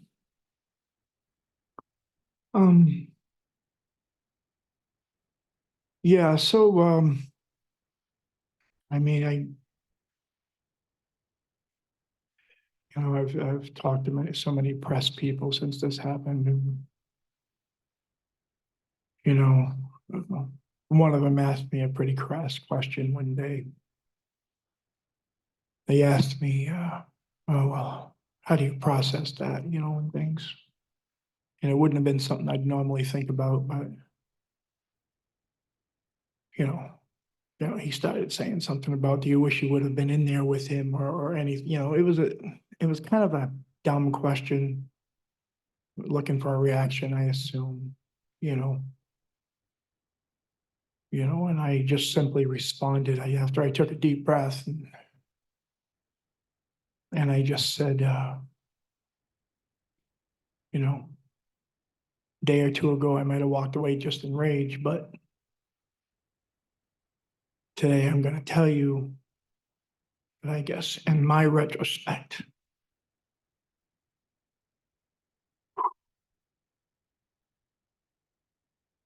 I got to spend the last couple of hours with him.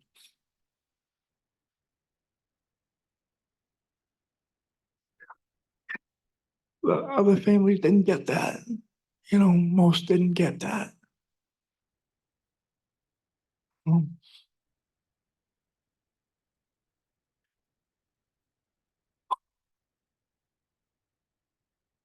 He's the toughest part to talk about, you know. Um, he was just a good dad. That's all I really wanted from my kids, You do the best you can, but be good to your kids. Your wife, treat people good. He was all of those things. Um, you know, we all have good days, and then some days when you think you're having a good day, little things happen. I'm sure you've heard enough stories that is probably not much I could tell you that the other families haven't shared with you. Hardest part is the kids. Me, myself, I still have 3 grandchildren I adopted 13 years ago now.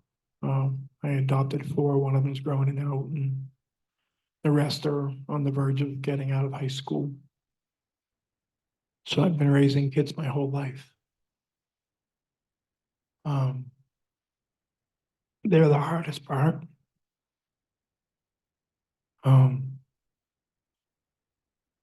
The other day, it's all the little things that people don't see. His daughter turned 14 on Halloween just after this happened. And the other day, of course, we still have his phone. The last picture he took was me playing pool with his friend Justin Karcher. And the other day, his 14-year-old daughter wrote in a private message on his Facebook, a goodbye.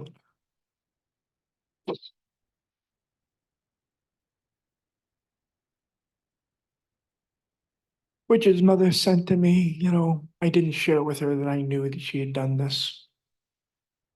Because I try to be there for them as much as I can when I'm not dealing with my own. A lot of us, I've been staying in contact with a few other the victims and things. You know, some have young kids.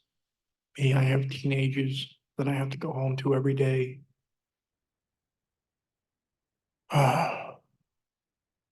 And they're just so many days you think you're having a good day and a little thing will happen. Destroys the rest of your day. And I think for the first time the other day, I don't even know what happened, but I was just so angry and raged, and I just had to go someplace, There's been times when I've sat in parking lots for 5 hours you know, 2 or 3 hours here and there. It's funny how some of us still go to the parking lot and sit. And we just found this out when we did a walkthrough of the pool hall recently with the um, victim advocates and resilience center, you know, we went over there and did a walkthrough. Of course, it's all gutted out and gone. But you know, it's but you know, your task, you know, has been to find out, you know, where people drop balls in certain places of this. And what could be done better, you know, what we can do in the future and things like this. And I understand all of this, you know.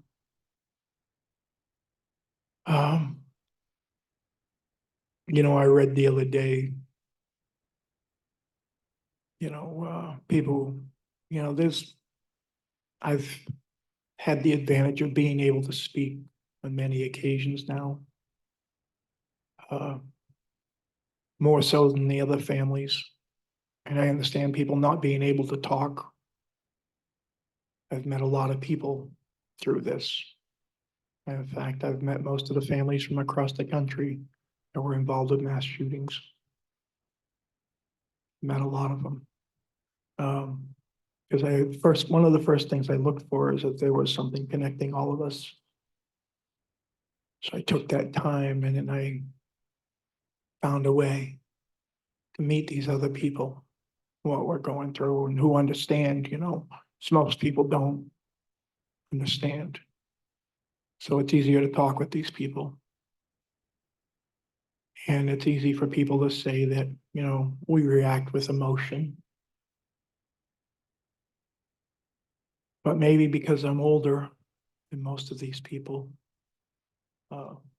these families who have lost their husbands and, you know, parents or whatever, you know, most of the victims are younger. I mean, I guess I look at things a little differently. You know, you say, you know, everybody says we want to do something, you know, how can we make this better? You know, so I've really paid some close attention to some things. No, I know it wasn't with this case and Robert Card, you know, I agree with the first person who testified that I seen today, this afternoon. You know, nobody raises a child or has a family member they think is gonna grow up to be you know, a shooter like this, you know. And we can say who dropped the ball and all of this, you know, with the army and with the sheriff's department and other things. But some other things have been exposed to me about all of this.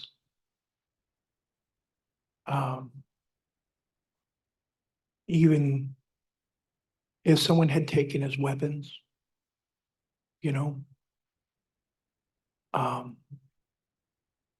you know, I really looked into how the laws are written and these private sales that are able to go through. And I've met two people from Maine who lost their daughter. Let's use this for an example. 15 years ago, it was a home invasion. It wasn't a mass shooting. Okay. The gun was found a month or so later.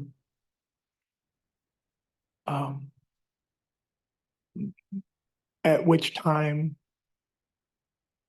it was involved in another murder. They found the weapon. They traced it back to whoever bought it in the last previous year or two, originally. And he was absolutely right when he made the comment to the officers who were investigating it, that he had no legal responsibility to tell them or keep any record of who bought that gun. And it could have been sold 2 or 3 times. You know, no need for a real receipt or anything.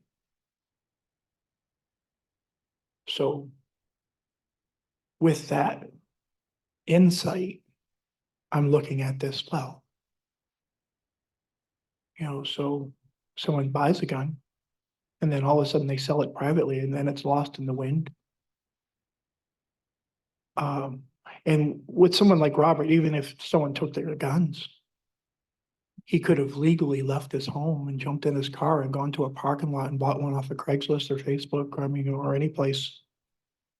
And no one would need to know anything about him with his mental health. I mean, there's so many aspects to this. But it seems as though once these guns are sold privately, there's no trace of them. So someone could technically buy a gun and say someone in their family has a mental issue like Robert and did commit a murder of some sort with that gun that they bought privately. If they have the means to buy that, they could technically, because no one knows they own that gun, go out and buy an exact replica and throw that one in the bottom of the river and say, okay, you know, you can test the ballistics, you know. They know it's not gonna match, but technically that can happen. The only thing that identifies any of these guns is those serial numbers. That's the only thing. And we've become so careless that that's not important anymore. When we can't even sell our cars unless all the numbers are so exactly right. You know, so, I mean, you hear a lot of people talk about common sense.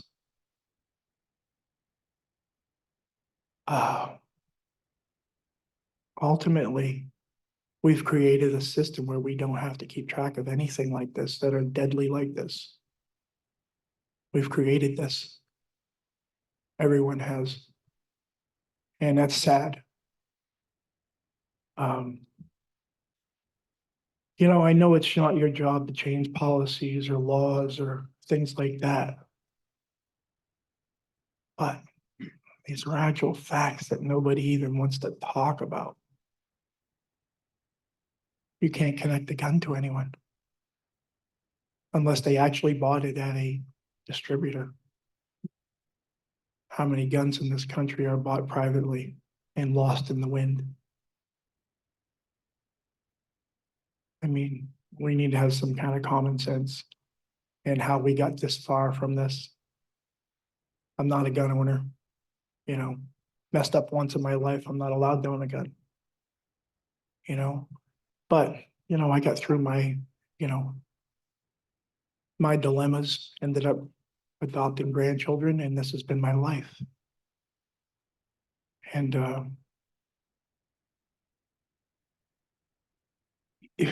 I don't know what I'm doing with my life now, because I'm considering retiring and finding out why people are doing and making these choices, you know, at the highest levels with guns, you know, that they're not, I don't care if people own guns. How could we ever make anybody responsible for their guns? Really? That's what puzzles me about the most about all of this, because it's impossible. I mean, we talk about the red flag laws and yellow flag laws, but if someone can get their guns taken away and they're not in custody, and they can just go and buy one without anyone knowing they have them, we're screwed. And this is the only country it happens in. Only country in the world. I mean, yeah, they have little things, you know, they'll have a mass shooting from time to time. They just had one in Russia, but they don't have them on this level. Not why we're losing almost a football stadium full of people every year on a steady basis. I don't know what we can do to make this better. You know, people have legitimate concerns, you know, there's mental health, there's all these other things. But ultimately, how do we make people responsible for their guns? Because Robert Card, by all means, had the means. I mean, it isn't homeless people that have mental health problems that are committing these things. Most of the people that do these things have means. That's why they're able to buy these high quality guns that are powerful like this and commit these mass shootings. And you can't even take them away, even if you suspect somebody from being bad. Because no one, and it's ludicrous that we register everything in our lives except the second most deadly thing in this country, next to fentanyl. And no one cares, or no one seems to.